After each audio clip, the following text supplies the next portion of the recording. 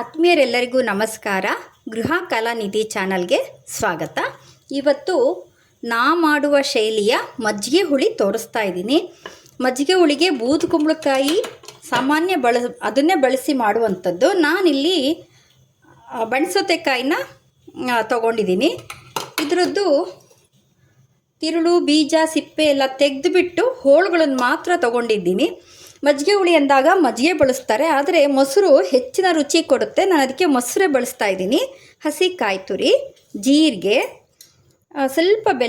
ಸ್ವಲ್ಪ ಬೆಲ್ಲ, ಜೊತೆಗೆ ಕರಿಬೇವು, ಹಸಿ ಶುಂಠಿ, ಸ್ವಲ್ಪ ಗೋಡಂಬಿ, ಹೌದು ಅಲ್ವೋ ಅನ್ನೋಷ್ಟು ಅಂದರೆ ಹಾಕಿರಬೇಕು. ಆದರೆ ಅದರದ್ದೇ ರುಚಿ ತುಂಬ ಬರಬಾರ್ದು ಆ ರೀತಿ.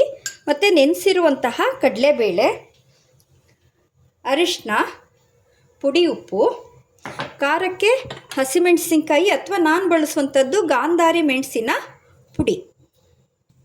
ಇವಾಗ ಈ ಹೋಳುಗಳನ್ನೆಲ್ಲ ಹಾಕ್ಕೊಂಡು ಒಂದು ವಿಷಲ್ ಮಾತ್ರ ಕೂಗಿಸ್ಕೊಳ್ಳೋಣ.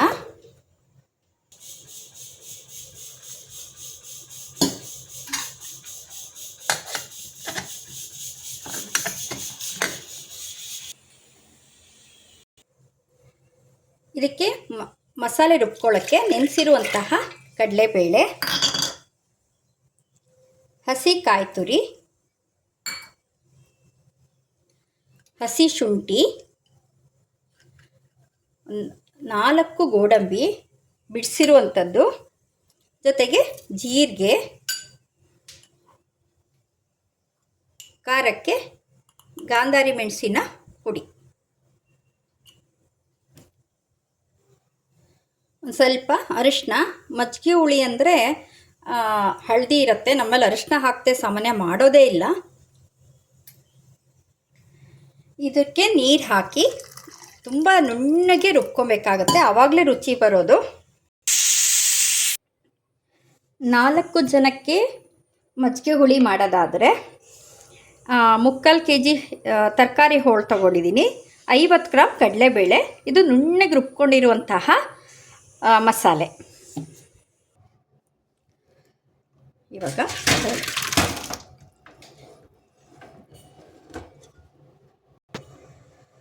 ಇಡಿ ಉಪ್ಪು, ಒಂದು ಸ್ವಲ್ಪ ಬೆಲ್ಲ. ಬೇಸಿಗೆಗಾಲಕ್ಕೆ ಹಿತವಾದ ಆಹಾರ ಈ ಮಜ್ಜಿಗೆ ಹುಳಿ. ಈ ಹೋಳಿಗೆ ಉಪ್ಪು ಮತ್ತು ಬೆಲ್ಲ ಅಂಟ್ಕೊಳ್ಳೋ ಅಷ್ಟು ನಾವು ಚೆನ್ನಾಗಿ ಕುದಿಸ್ಕೊಬೇಕಾಗತ್ತೆ. ನಂತರನೇ ನಾವು ರುಬ್ಬಿರುವಂತಹ ಖಾರ ಹಾಕ್ಕೊಬೇಕು.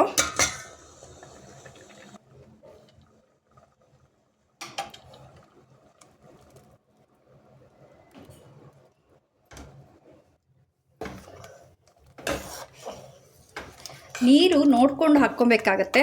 ನಾವು ಹೋಳು ಬೇಯಿಸ್ಬೇಕಾದ್ರೆ ನೀರು ಹಾಕಿರ್ತೀವಿ, ನಂತರ ಖಾರ ರುಬ್ಬೇಕಾರೆ, ಮಸಾಲೆ ರುಬ್ಬೇಕಾರೆ ನೀರು ಹಾಕ್ಕೊಂಡು ರುಬ್ಬಿರ್ತೀವಿ, ನಂತರ ಮೊಸರು ಹಾಕ್ತೀವಿ. ಸೊ 3 ಹಂತದಲ್ಲಿ ನೀರಿನಂಶ ಬೀಳೋದ್ರಿಂದ ನೋಡಿಕೊಂಡು ನೀರು ಹಾಕಬೇಕಾಗತ್ತೆ. ಸೊ ಕುದೀತಾ ಇದೆ. ಎಷ್ಟು ಚೆನ್ನಾಗಿದೆ ಟೆಕ್ಸ್ಚರು ನೋಡಿ, ನುಣ್ಣಗೆ ರುಬ್ಬಿದ್ದಕ್ಕೆ ಈ ಹದ ಎಲ್ಲ. ನಾನಿವಾಗ ಕೆನೆ ಭರಿತ ಮೊಸರು ಹಾಕ್ತಾ ಇದ್ದೀನಿ.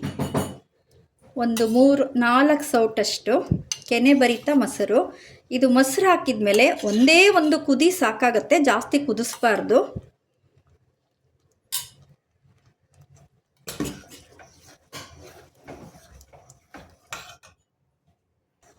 ಸೊ ಒಂದು ಕುದೀತಾ ಇದೆ. ಹೆಚ್ಚಿನ ಮಸಾಲೆ ಇಲ್ಲದ ಬೇಸಿಗೆಗಾಲಕ್ಕೆ ದೇಹಕ್ಕೆ ತುಂಬ ಹಿತಕರವಾದ ಮಜ್ಜಿಗೆ ಹುಳಿ ರೆಡಿ ಆಯಿತು. ಇದಕ್ಕೆ ಒಗ್ಗರಣೆ ಕೊಟ್ಟರೆ ಮುಗೀತು. ನಾನು ಈಗ ಕೊಬ್ಬರಿ ಎಣ್ಣೆ ಹಾಕಿದ್ದೀನಿ. ಒಂದೊಂದು ಅಡುಗೆಗೆ ಇಂತಿಂಥದ್ದೇ ಎಣ್ಣೆ ಹಾಕಬೇಕು ಅಂತಲೇ ಇರುತ್ತೆ, ಅದೇ ಅಥೆಂಟಿಕ್. ಈ ಕೊಬ್ಬರಿ ಎಣ್ಣೆಗೆ ಸಾಸಿವೆ,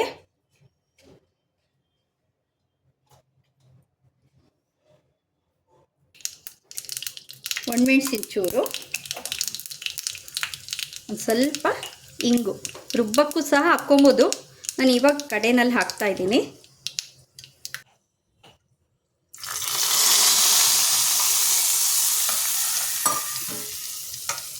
ಇವಾಗ ಕರಿಬೇವು ಮುರಿದು ಹಾಕ್ತೀನಿ. ಮತ್ತು ಕೊನೆಯಲ್ಲಿ ಒಂದು ಸ್ವಲ್ಪ ಕೊತ್ತಂಬರಿ ಸೊಪ್ಪು.